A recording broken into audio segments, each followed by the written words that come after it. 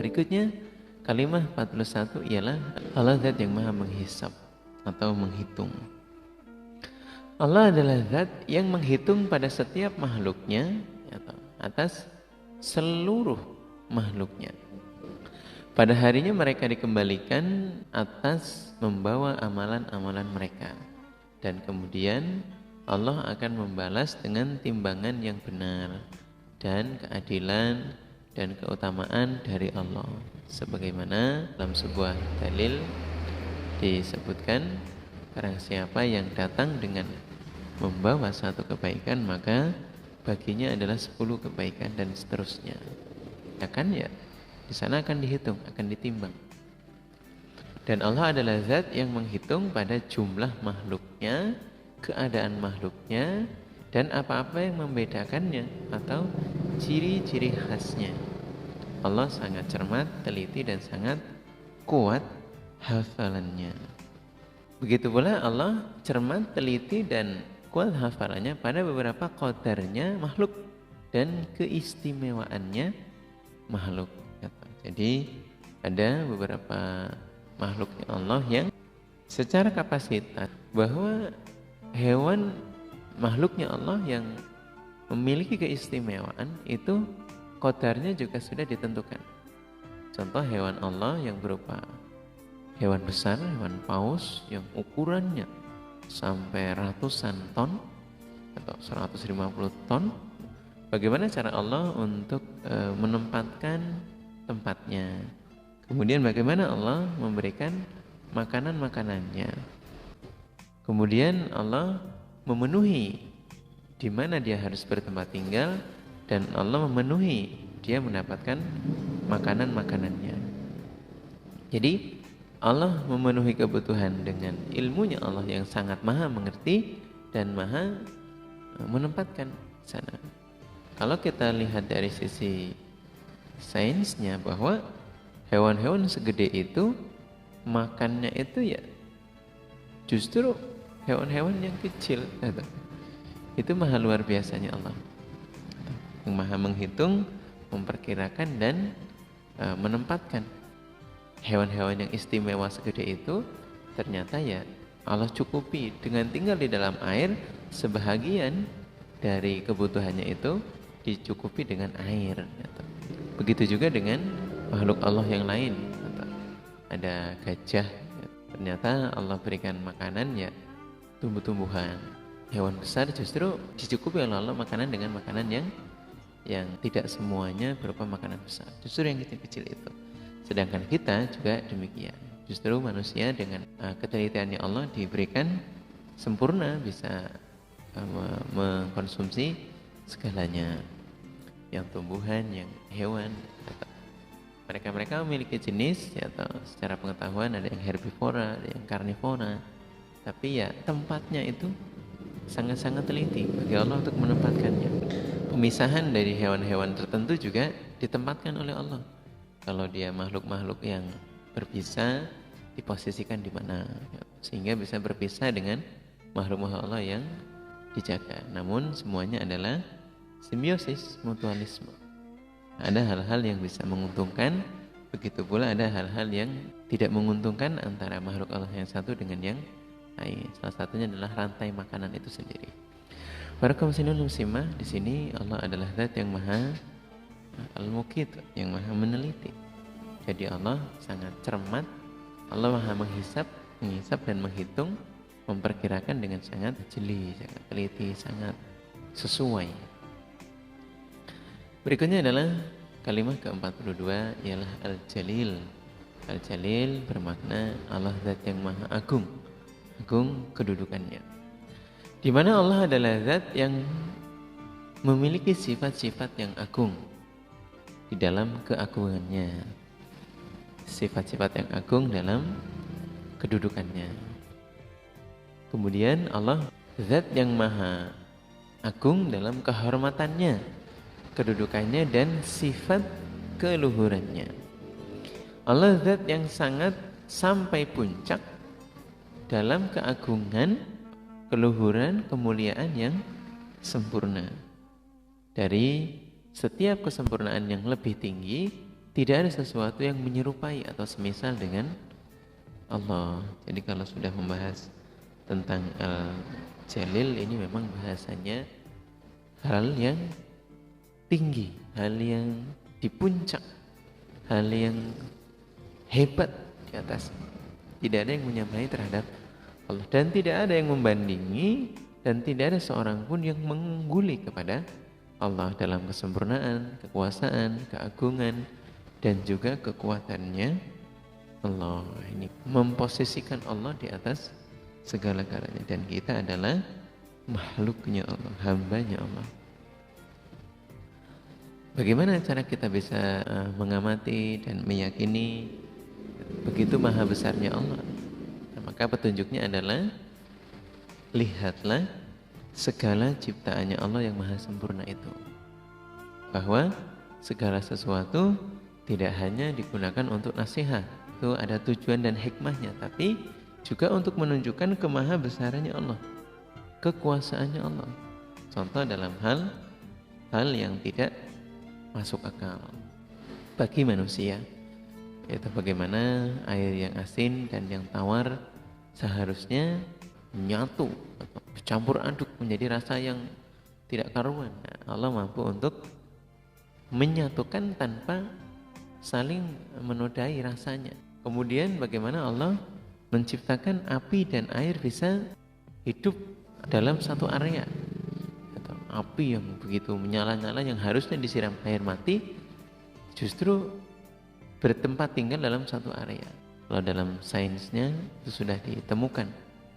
Begitu pula bagaimana cara Allah membuat ozon sebagai lapisan bumi yang melindungi langit dan bumi ini. Kemudian bagaimana cara Allah mendatangkan angin, hujan, panas, dingin, atau salju dan lain sebagainya. Itu adalah sebuah kekuasaan yang di luar dari jangkauan manusia, tapi Allah sangat mampu. Nah, semua itu menunjukkan kemuliaan, kekuasaan. Begitu juga Allah menciptakan matahari yang panasnya itu tidak masuk akal. Atau kalau kita mendekat itu untuk hancur atau terbakar, dan itu kadarnya sangat luar biasa. Para kaum muslimin muslimah, keagungan Allah itulah yang harus kita fahami, sehingga timbullah keyakinan bahwa Allah itu ada. Allah ada dengan semua penciptaan yang Allah wujudkan di dunia. Hanya Allah tetap tidak bisa dilihat oleh kita selama hidup di dunia. Berikutnya, kalimat ke-43 adalah Al-Karim. Ialah Allah zat yang maha mulia, maha dermawan. Allah zat yang sangat langgeng kebaikannya, terus menerus dengan tidak pernah putus dan tidak pernah habis atau berhenti kebaikannya, selalu diberikan kepada hambanya. Allah adalah zat yang mulai memberikan nikmatnya sebelum hambanya meminta haknya. Dalam artian Allah telah memberi terlebih dahulu, Allah memberikan duluan sebelum hambanya meminta. Allah mengabulkan doa sebelum dia berdoa kepada Allah, melanggengkan pada apa yang kita dapatkan. Nah, dengan kekalnya apa yang kita dapatkan, dengan langgengnya, artinya tidak dicabut. Contoh ya, sehat. Kita selalu meminta sehat, dan sejatinya dari awal kita lahir, kesehatan sudah kita punyai terus menerus. Hanya kadang-kadang dicabut atau sebentar. Dan di sana Allah telah mengabulkan doa yang kita minta. Atau kalau misalkan ada doa yang baru, maka yaitu ya diikhtiari juga. Ada doa hajat, sholat hajat, ya, supaya lebih cepat didapatkan, lebih mudah untuk didapatkan. Bahkan ada sunnah sholat istikharah apabila kita ingin mendapatkan pasangan, atau supaya apa yang kita dapatkan dari Allah yang baru itu bisa memberikan manfaat dan barokah. Jadi Meyakini bahwa Allah telah mengabulkan doa sebelum kita meminta itu hal yang hikmah. Kemudian Allah memulai memberikan pada kebaikan-kebaikan tanpa mengharapkan balasan. Ini Allah yang maha mulia. Allah memberi tidak minta balasan, dan Allah memberi melebihi apa yang diharapkan. Kadang-kadang yang kita dapatkan itu lebih banyak, lebih mulia, lebih baik. Bahkan Allah tidak pandang bulu dalam pemberiannya terhadap siapa saja. Allah memberi, dan untuk siapa saja Allah membagi terhadap rezekinya. Para kaum muslimin dan muslimah yang berbahagia, artinya bahwa Allah sangat-sangat maha dermawan. Kadang-kala Allah memberi apa yang kita butuhkan. Suatu perbedaan dalam hal mengamati pemberiannya Allah. Meskipun kita mau, meskipun kita ingin, tapi di dalam diri manusia mungkin itu belum dibutuhkan sekali, sehingga Allah tidak memberikannya. Namun seperti hal yang awal tadi, prioritas. Bagaimana cara Allah memberikan dengan kapasitasnya, dengan diberikan hitungannya, kemudian jumlahnya, kemudian itu yang dibutuhkan, atau kalau yang diinginkan yang masih dalam hal pembagian, ya ada yang primer, ada yang sekunder, ya, atau ada yang sangat-sangat penting, ada juga yang hanya faktor-faktor pendukung. Jadi ya semuanya kita syukuri, tahmid kepada Allah dengan alhamdulillah, sehingga karena dalam hal ini Allah mampu untuk memberikan melebihi apa yang diharapkan. Mintanya cukup, ternyata Allah memberikannya tanpa batasan dalam hal rezeki. Kemudian dalam hal ini juga Allah tidak memilih-milih siapa yang harus dikasih, atau siapapun bisa. Allah tidak memilih kepada siapa Allah memberikan pemberiannya, memberikan rezekinya. Berikutnya kalimat ke-44 ialah Ar-Raqib, ialah Allah yang maha meneliti, yang maha mengawasi. Para kaum muslimin muslimah yang kami hormati, Allah adalah zat yang melihat atas segala sesuatu yang tersimpan atau tersembunyi di dalam hati. Allah adalah zat yang maha melihat dan menyaksikan sesuatu yang tersembunyi. Artinya simpanan rahasia dengan sekilas pandangan atau bahkan sekejap mata. Dia cepat sekali untuk Allah bisa mengetahui hal itu. Allah melihat hal yang samar dan yang bisik-bisik, ialah sesuatu yang hanya didengar oleh orang yang dekat saja. Suatu obrolan atau pembicaraan yang dilakukan dua orang secara pelan-pelan, Allah mendengar, Allah mengetahui. Allah sangat mampu untuk mengetahuinya, mendengar, melihat, dan meneliti terhadap hal-hal yang dilakukan secara berbisik-bisik, yang sebenarnya hanya dua orang saja yang tahu. Allah mengetahuinya. Dan Allah juga melihat, mengetahui terhadap apa-apa yang ada di bumi dan di langit. Dan Allah menghitung terhadap hal-hal yang kecil dan juga yang besar. Dan Allah menjaga, meneliti atas apa-apa yang dikerjakan oleh diri.